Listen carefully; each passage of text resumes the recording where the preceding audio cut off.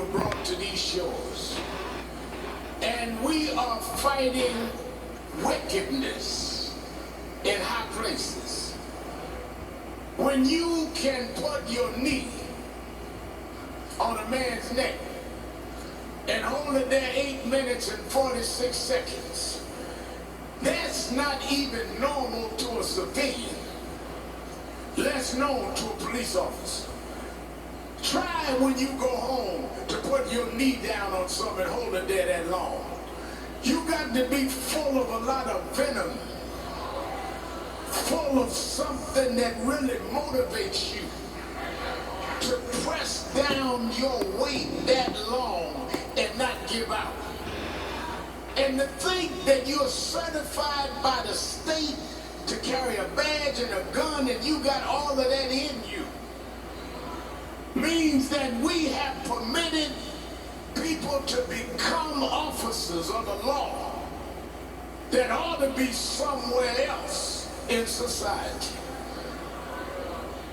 Imagine you pressing down on something 8 minutes that's telling you I can't breathe, that's begging for their life, and you keep pressing. What kind of mentality is that?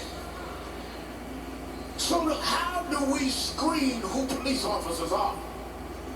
And how do we get to this place over and over again? We screen them by psychological exams, often, and ethics classes. Prosecution. Until the law is upheld and people know they will go to jail. Barack Obama dropped the ball. Michelle Obama dropped the ball. Why is this shit still happening? Crime in the hood. You scare others by saying if you do that, you're going to jail. Why are you going to scare a bad cop? The bad cops don't go to jail. How are you going to tell them that your fate is going to be bad if you go on the other side of the line when everybody else got away with it? Who taught these cops that they can do this to George? Was those that let the cops before this get away with this. The shit don't stop.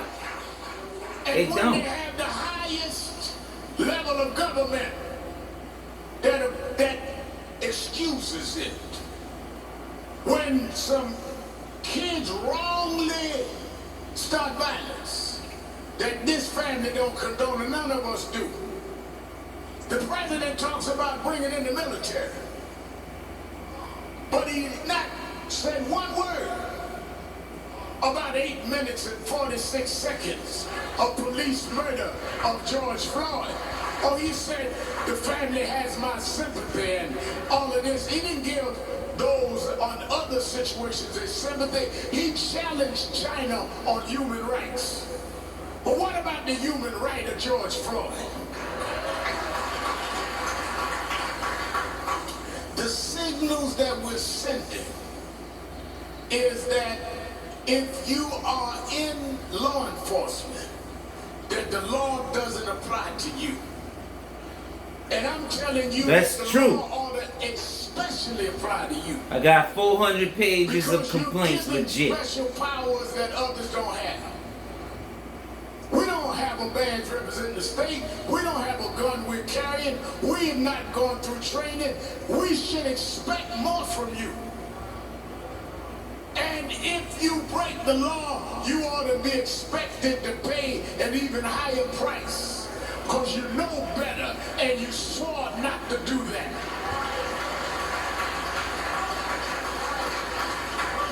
So yeah, it's nice that everybody wants to now study the problem. It's nice big corporations say we're going to throw money to study equal justice. But if we went out here and did that to a young white kid, you wouldn't need no study. You know what to do. And you know what to do now. Same Bible said, do justice. All this family wants is justice. Oh, it's nice to see some people change their mind. The head of the NFL said, yeah, maybe we was wrong. The football players, maybe they did have the right to peacefully protest. Well, don't apologize. Give Colin Kaepernick a job back.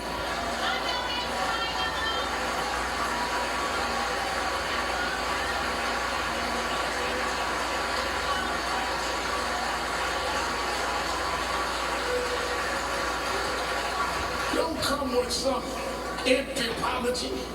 Take a man's livelihood, strip a man down. And cops taking the knee, that's not enough, man. That's not good enough. All of a sudden you go and do a FaceTime talking about you sorry. Minimizing the value of our lives.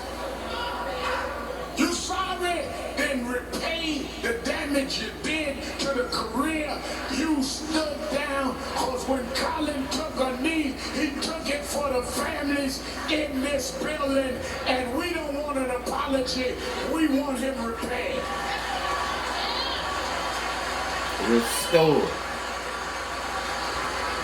And don't forget about me while y'all at it. I don't agree with some of the stuff, but in general, I'm with it. Equal justice. Equal fairness. We're not anti-anybody. We are trying to stop people from being anti-us. We want the law to apply equally. And you don't need a whole lot of studying about that. Yes, we need new laws.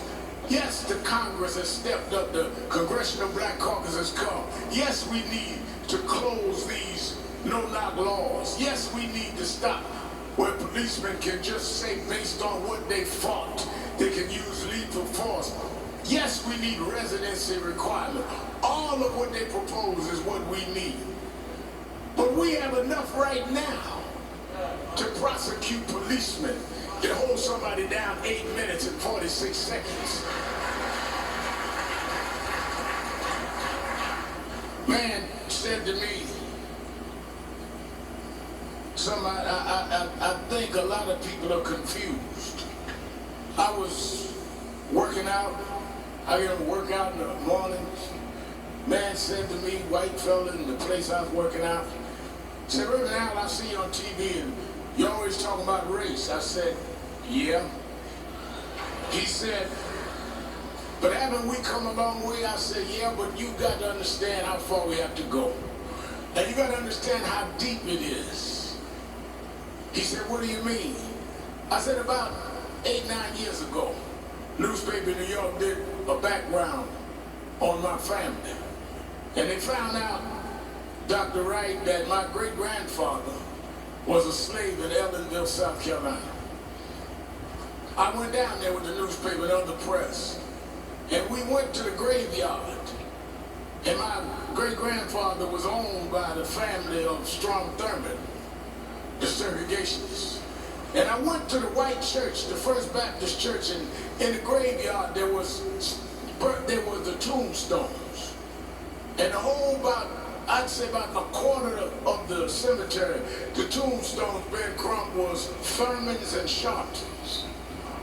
And I said, well, what do you mean all of these? They said, wait a minute, the plantation your great-grandfather was about a mile away.